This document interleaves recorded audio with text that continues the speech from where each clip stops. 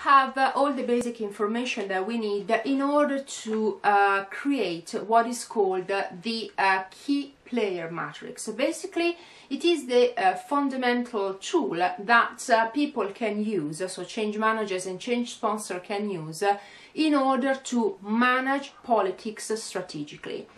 I really adore a model that was devised by Tony Grandi, Strategy Implementation and Project Management. This is actually a white paper that I wrote on the topic, and it's actually helpful to show how this model actually works. As we can see, basically there are, in this model, we actually can visualize how the players basically can interact. Basically, there are two different dimensions. The first one is the attitude of the individual towards the change, which can be basically positive. It means that he's going to be a potential sponsor, or negative, and he's going to be a potential blocker. Also, there is the second element, the second factor, which is the power. So basically, it's the ability that this individual has to influence others. When we know who the main stakeholders are, we can actually populate this specific key player matrix. For example, if someone is going to have a positive attitude and high power, will be in this section of this matrix. If someone, for example, has a negative attitude and high power, he or she will be in this section of the matrix.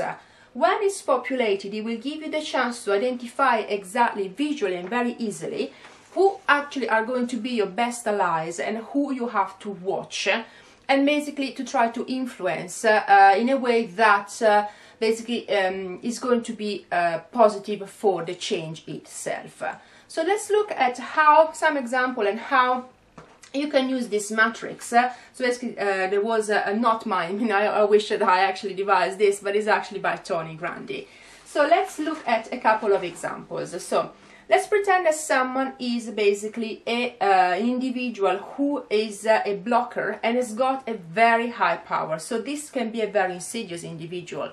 For example, if he's in the steering committee, it can actually be extremely resistant to change initiatives. Actually can be quite insidious because it's got enough power to influence other individuals, and it doesn't like what's going on. So basically it's very likely going to block or trying to delay the change initiative.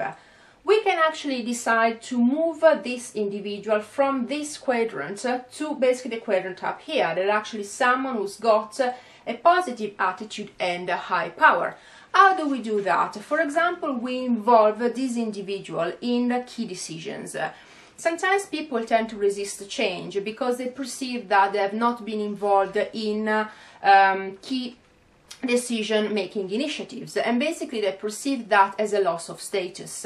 By actually involving these individuals in decision-making processes, it will be probably easier to gain their acceptance. Of course, we have to be very careful because sometimes actually involving these people in, for example, a decision-making process can actually tick the fact that their resentment and their resistance. So what we would like to do instead will be to move this individual from a position of high power and basically negative attitude to a position of negative attitude but low power. So basically we want to neutralize the power that this individual has.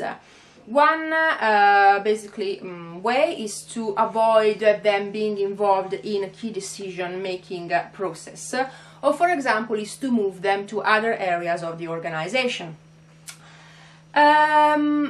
There is also one last case scenario. If someone is, for example, a very senior manager, so someone who theoretically should have lots of power and has got a negative attitude, and if his or her attitude is becoming detrimental for the success of the change management process, well, if notwithstanding the company is trying basically to help this person, going beyond his or her resistance, if it's clear that the person basically is just trying to sabotage the initiative and is doing or she's doing that because of his personal interest, Well, one last case scenario would be actually to dismiss the individual. So you offer them or a package and basically you let them go. Of course, this is the last case scenario, but when you are devising the strategy with regards to politics, take this into consideration. Sometimes people will have to be let go. And it's, you know, a sum of money, of course, depends on the legislation in which your company is operating, but the cost of the stubbornness and most of all the resistance of these individuals, and in most cases it's just based on personal parochial interest.